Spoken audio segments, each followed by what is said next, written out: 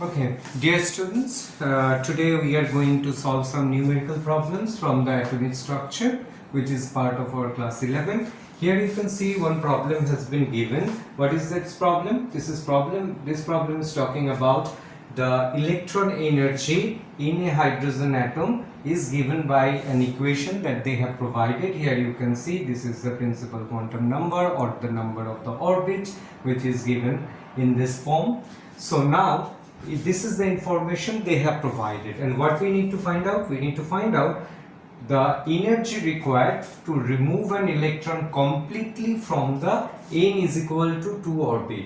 What is then the second part of this numerical problem is what is the longest wavelength of light in centimeter that can be used to cause this transition. Now here, before I am going to solve this problem, I just want to highlight certain informations which we need to be taken care of. First, this is the energy of the nth orbit,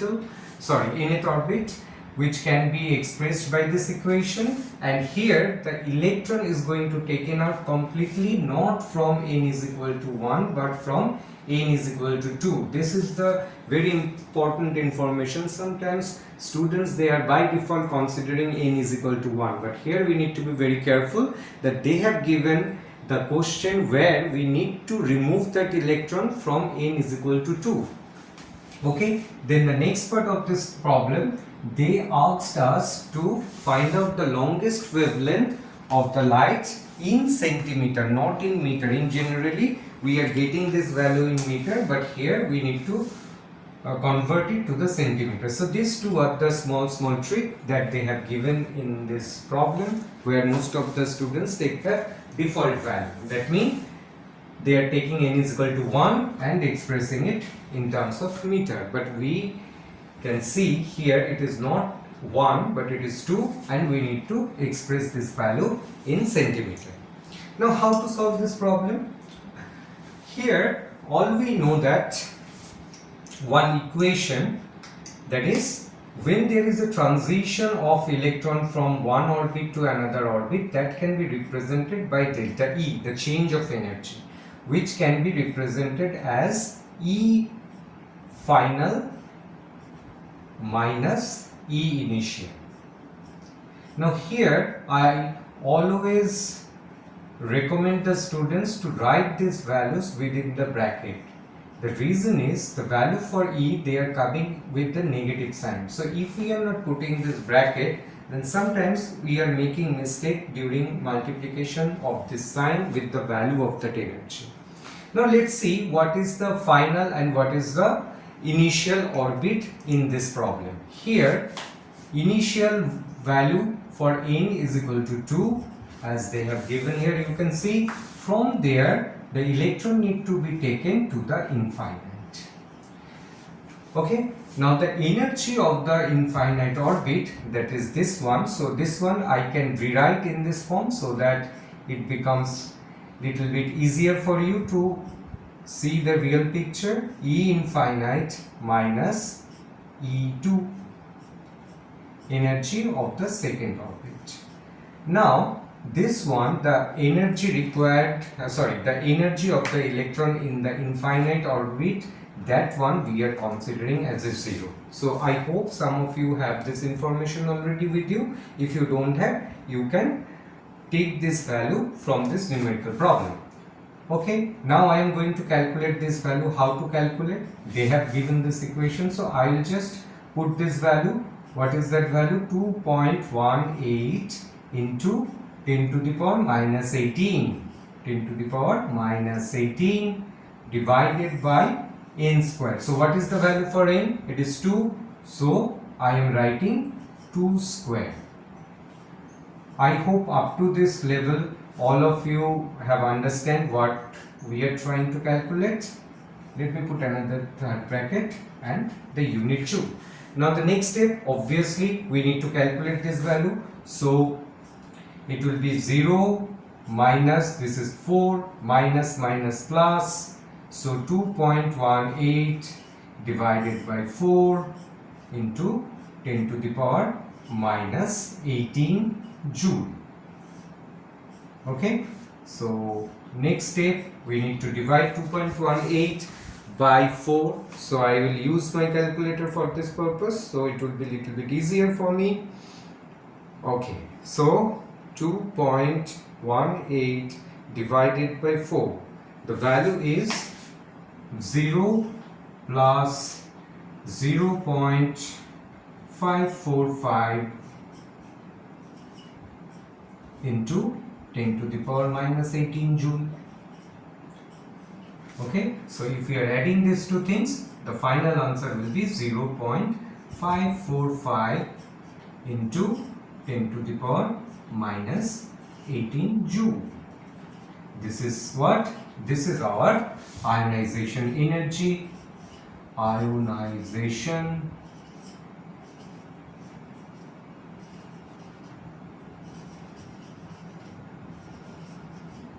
okay, from n is equal to 2. Now I am going to write down this value here because I need to use this value. So here I am writing in short, delta E is equal to 0.545 into 10 to the power minus 18 joule. Okay. So the first part is done, where they have asked us to calculate how much energy is required to take the electron from the second orbit to the infinity. So once it is done, then we will move on to the next part of this numerical problem. So what is the second part of this problem? The second part, we need to calculate the wavelength of that energy that is required to take that electron from n is equal to 2 to infinity. So for that we need to use another equation. This one is already available in our textbook, or I believe that all of you are aware about it. This is delta E is equal to h nu.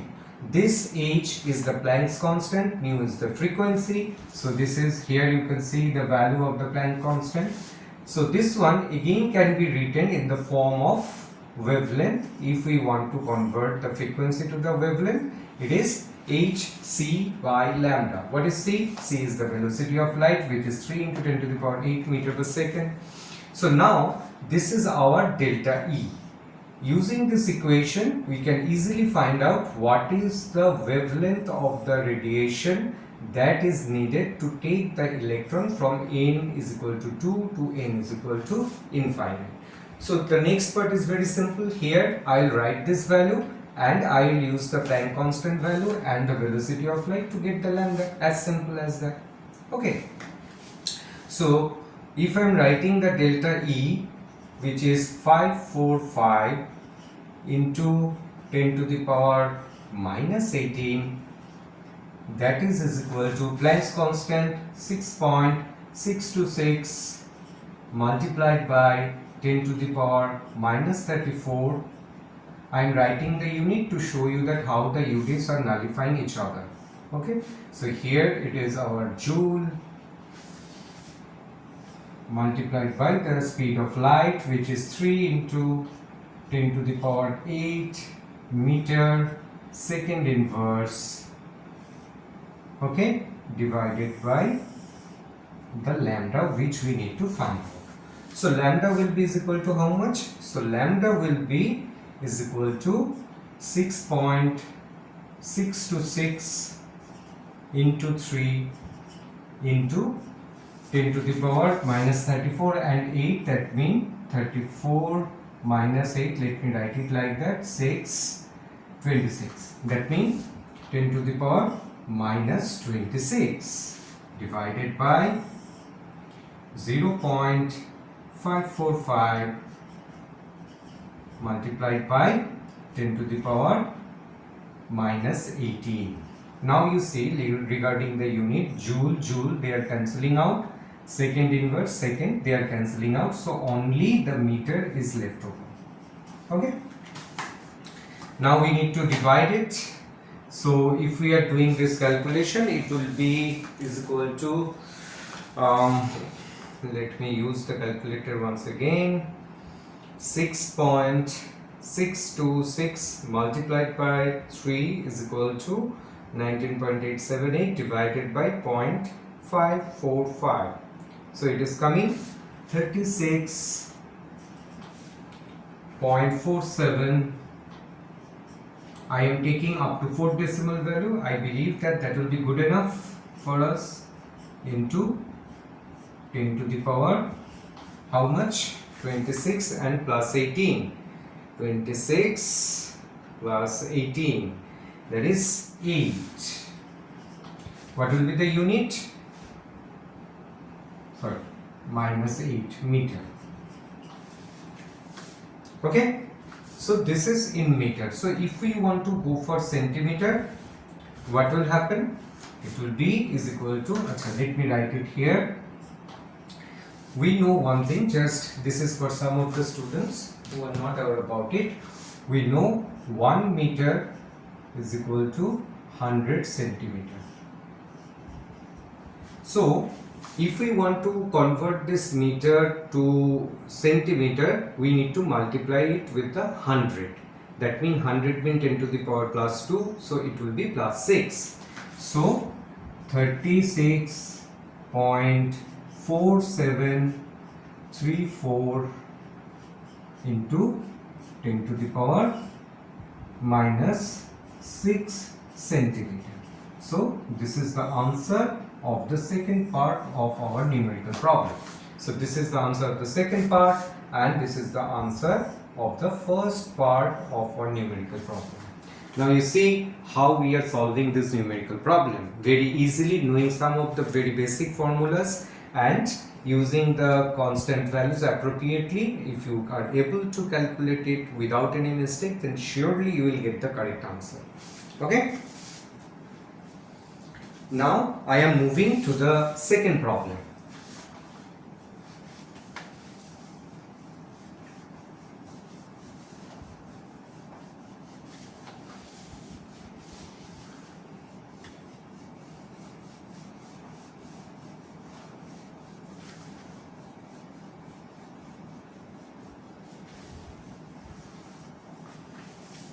So let me write the second problem, then we'll solve it.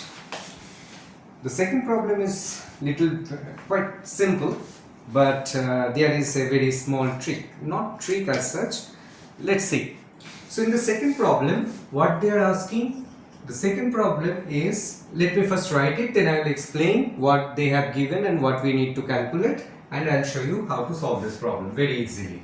So the question is, what transition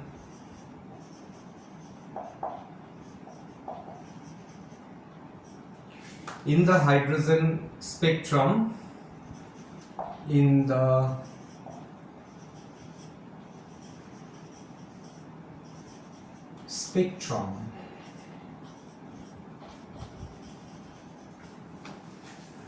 would have the same wavelength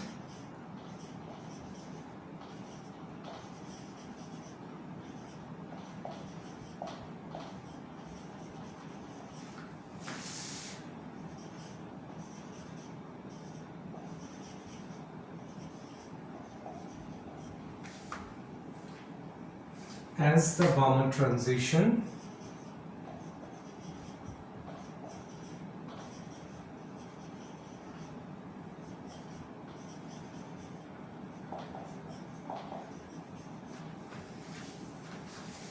n is equal to 4 to n is equal to 2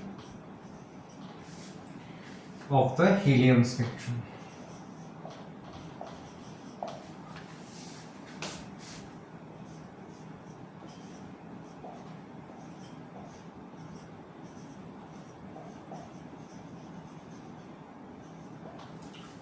So let's see what they have done. They have given a problem where you have seen two types of a spectrum. One spectrum that is for hydrogen. Let me highlight it with some other ink so that it will be visible clearly. One is the hydrogen spectrum and another one is helium spectrum. So from these two things you can understand we are taking the hydrogen atomic structure and this is the same electronic configuration. That means it has only one electron. So in this case hydrogen and helium plus they are compatible.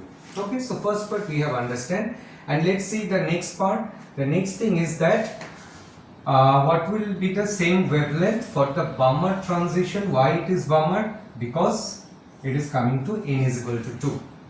That is already known to all of you, I guess. So it is coming from n is equal to 4 to n is equal to 2. So how to do that calculation? In this case, we need to find out the wavelength. Okay. So for this thing, for this purpose, we'll use the Rydberg constant, and we need to take the help of one equation which is very much available to you. So what is that equation? That equation says 1 by lambda is equal to r z square, z is the atomic number, into 1 by, I am writing it as in final, minus 1 by in initial. This is the general formula of this, sorry, the square, it will be the square. So here this equation is available with us. Now here if you see, this equation has been written in a general sense. Why I have written it? Because I know I need to use the helium. Helium atomic number is 2. For hydrogen atomic number is 1. That means in case of hydrogen we need to put this value for Z as 1. When we are calculating it for helium, we need to put the value of Z as 2. Now the first one for the helium spectrum. Okay, so let's see what is the wavelength that we are going to get, that is for this particular transition. So we can write it like this for helium, 1 by lambda is equal to r. I am not doing anything with this Rydberg constant. This is the reduced Rydberg constant value for your information. So here I am writing 2 because for helium it is the atomic number which is 2. So I am writing it as simple as that. Multiplied by, here as I have done in the previous problem, the initial Ni is equal to, here you can see that the Bohr transition n is equal to 4 to n is equal to 2. So this is our initial, so n is equal to 4. Okay, and this is our initial one, and final one is equal to n2. So here now I am writing this value just as 2 square. I hope you have understood how I am changing, how I am getting this value for the final and the initial, minus 1 by initial is our 4, that means 4 square. Clear? I hope this thing is clear to all of you. So if now I am calculating this value, I can write as r into 4, now within bracket 1 by 4 minus 1 by 16. Okay, so now let me do it like this step by step to avoid any kind of a mistake. It will be 16, so it will be 4 minus 1. Okay, so it is becoming r into 4 into 3, 4 minus 1 by 16. Now I can simplify it further, so it will become r into 3 by 4. So first part is done. Let me put it as 1. Okay, so what we have done here, we have taken the value that they have given for the helium, that's why Z become 2, I put it 2 square. Here from this problem I have understand initial is 4 and the final is 2. I am using this formula and directly putting their value, and I got this equation where 1 by lambda for the helium is r into 3 by 4. Now let's see the question once again. What they are saying? They are saying to calculate what transition in the hydrogen spectrum would have the same wavelength. Now I don't know for the hydrogen from where to where the transition is happening. So in this case, the best possible way to write that equation first, and then let's see what should be the possible in initial and in final value. So for hydrogen, we can write it like that as we have done for helium, the same equation. Here I need to mention for hydrogen atom. Why? Because you will see that for hydrogen Z, this one will become 1. So for hydrogen atom, I will write this one R. Intentionally I am writing as 1 square, although you know it is not going to affect anything. Now here 1 by in final, I don't know what is the value, it's okay, minus 1 by in initial square. So this one is becoming R into 1 by NF square minus 1 by in initial square. So let me put it as equation 2. Now if you look carefully here, they mention that the same energy or the same wavelength is required for the transition of electron in the hydrogen. So if both are the same, the energy are the same, then the wavelength will be the same. So we can say,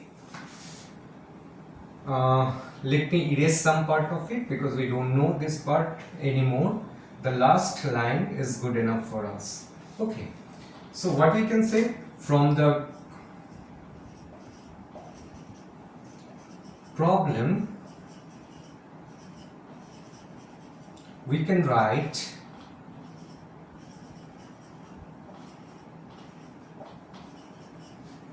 one is equal to 2 because the energy is the same. So now I'll put the 1 and I'll put the value for 2 in my both side, and let's see what we are going to ending up. Therefore we could write R into 3 by 4, that is my 1, that is equal to R into 1 by n initial square, n final square minus 1 by n initial square. So I can cancel out this thing. So or 3 by 4 is equal to 1 by nf2 means square minus 1 by n initial square. Now you see how can we get this value 3 by 4 by subputting the value for final and initial. So simply here you can understand that if I am taking this value as 1 and if it is 2, then let's see what is coming.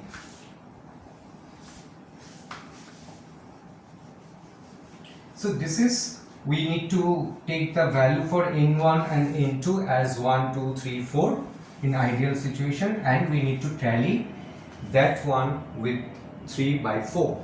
So if, as I don't know, I am just writing this one as if n initial is 2 and n final is 1, then what will happen? Then you see 1 by n final square minus 1 by n initial square. Let's see what these values are coming. Final is 1, so it is 1 by 1 by 2 square means 4. So this one is becoming 3 by 4.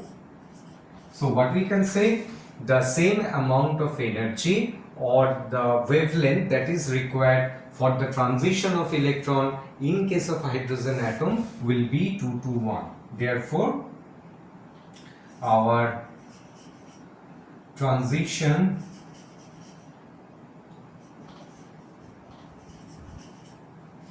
of electron in hydrogen atom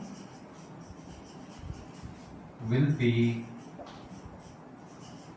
from 2, n is equal to 2, let me write it correctly, n is equal to 2 to n is equal to 1. So this is the answer of this question. So here you can see, every time we are not going to use all the values of different constants. Sometimes understanding that problem, you can realize if you are keeping those constants intact, they will be cancelled out. So this is one of the example of that type. Along with that, here we have done comparison of two spectrum. One is for the helium spectrum, another one for the hydrogen spectrum, using the very basic equation that we have learned during the Bohr's model of atomic structure. That is 1 by lambda is equal to R reduced Rydberg constant multiplied by atomic number square into 1 by n final square minus 1 by n initial square. So if we know that relation and if we keep little bit of patience, I hope all of you can solve this type of a problem. Now the second problem is over. Now I will move on to the third problem.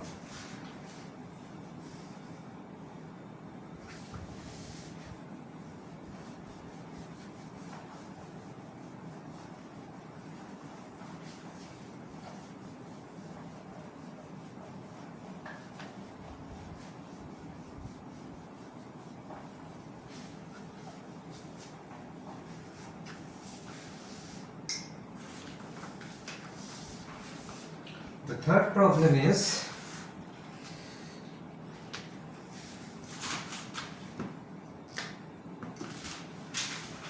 it is asking us calculate the energy required for the process. Calculate the energy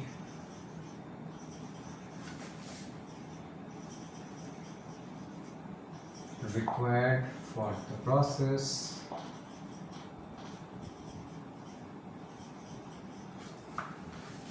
What is the process? The process is helium plus in gaseous state to helium 2 plus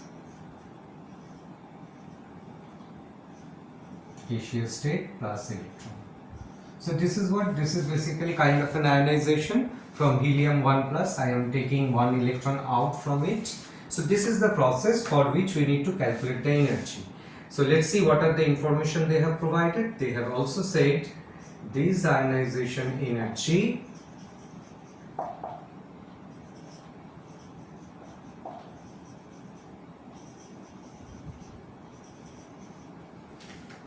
for the hydrogen atom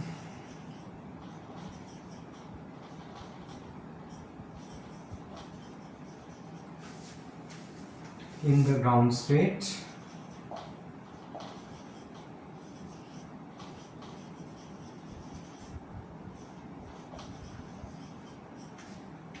is 2.18 into 10 to the power minus 18 joule per atom.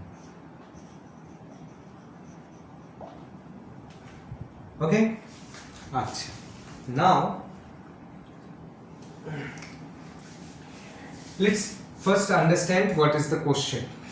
They are saying they are asking us to calculate the energy required for the process. It is for helium.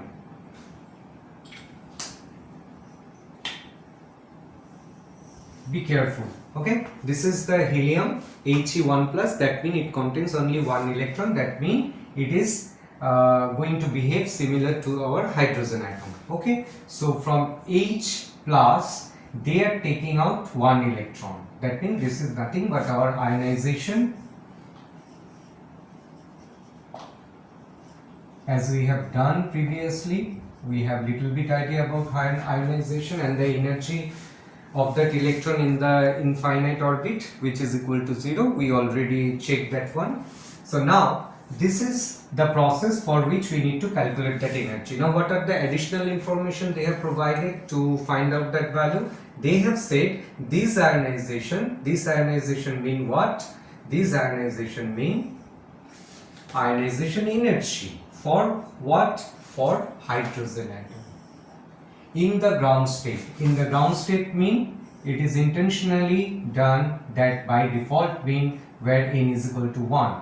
okay, is 2.18 into 10 to the power minus 18 joule per atom.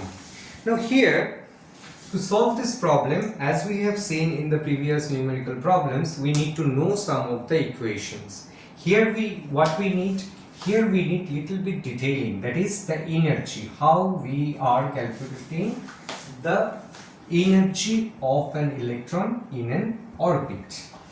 So the equation, as you know,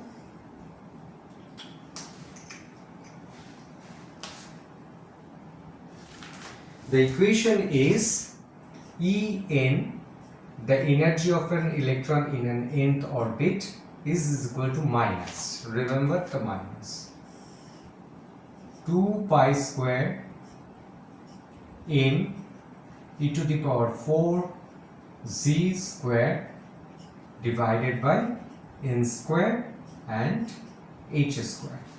Let me check this out whether it is correct or not. Yes, this is correct.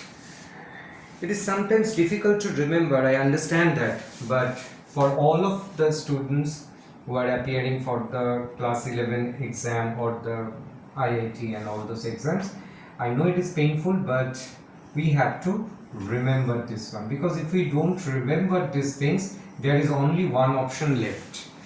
What is that? That is to calculate that energy. I think most of you are aware about it, how we are calculating the total energy of an electron in an orbit, which is basically the summation of potential energy plus kinetic energy. So those who are aware about those derivation, they can easily find it out, but the problem is in the exam hall you will not have that much time.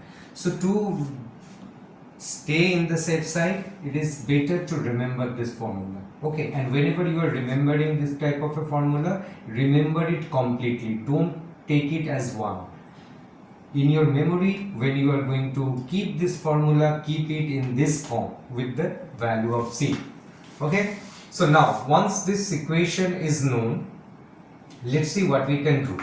They have said for hydrogen, delta E, this is the value that they have given. Delta E is equal to, let me write it as I have done in the previous problem, energy of the electron in the infinite orbit minus energy of the electron in the n is equal to 1. So that one is our E1. Okay, so now let me put this value 0 as we know, and here what I am going to do, I am going to write this one. So if I am going to write it, I will put the value for Z as 1, although it is useless, but I am writing it because one particular reason. And here the value for n is equal to 1, so 1 square into h square, right? And this value is, as per the question, 2.18 into 10 to the power minus 18 joule. This is for one atom. Achha, here I want to mention one thing. In some type of a numerical, they will mention it as a joule per mole. In that case, we need to multiply it with the Avogadro number. But here they have clearly mentioned joule per atom, so we no need to multiply with the Avogadro number. Otherwise, you have to multiply it. Okay. So if so, this is the equation. So what I can write,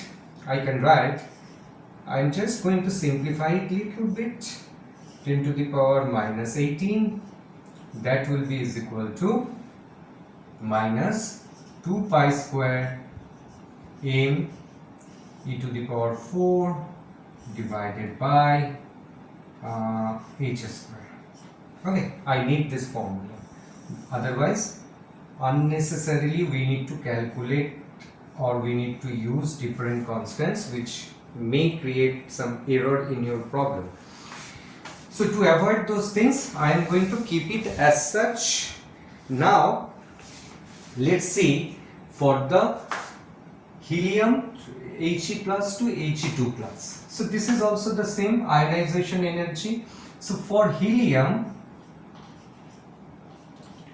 or I am writing for helium 1 plus to helium 2 plus. Okay, what we can write, as we have done for the hydrogen, we will do the same here. So delta E will be is equal to 0.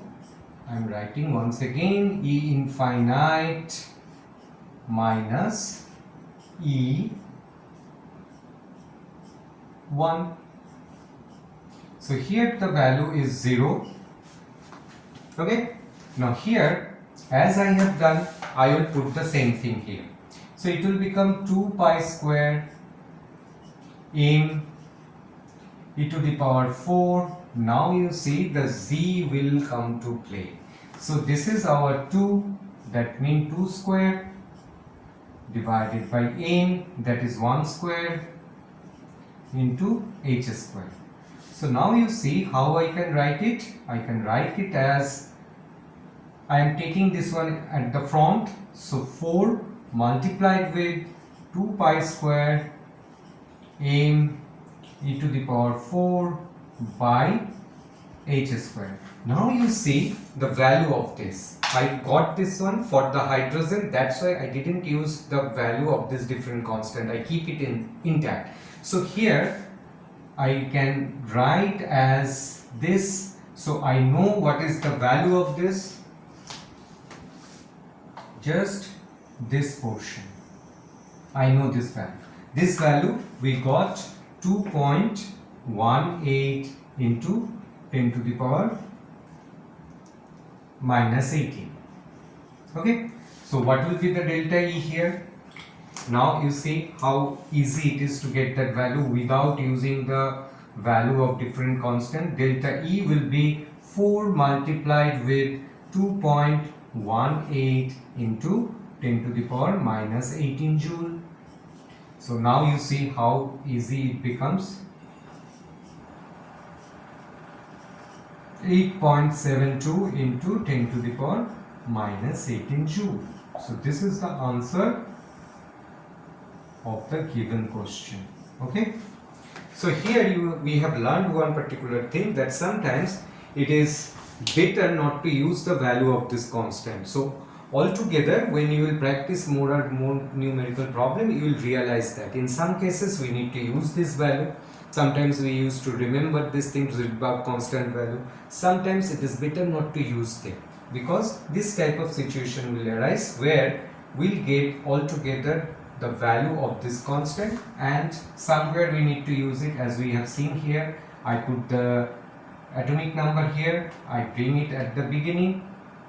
Okay, so the leftover thing is nothing but the same, and this value is already given in our numerical problem. So finally we multiplied it with the 4 and we get the final answer. So these are the small trick and the way to solve the different type of numerical problems. So in the next class or in the next video, I'll solve some of the other numerical problems which are mostly associated with the energy, in some cases with the wavelength or the wave number calculation. Okay, and once all those things are done, then we'll move for the other type of numerical associated with the